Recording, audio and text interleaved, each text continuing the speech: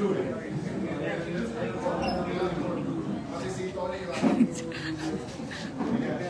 na rin. Naka-integrate.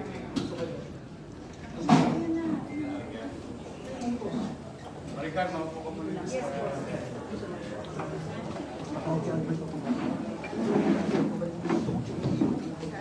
Session na. Try to accommodate kasi relax ka.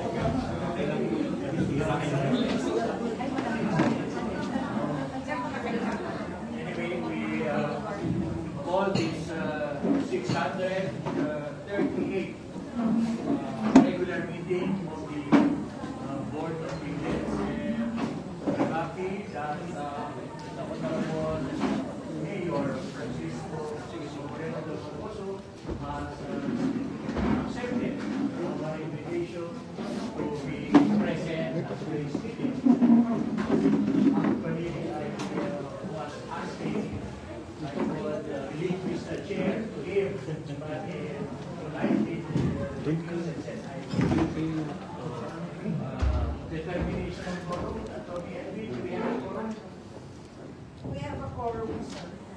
Okay, the first item in our agenda is the approval of the minutes of the previous meeting.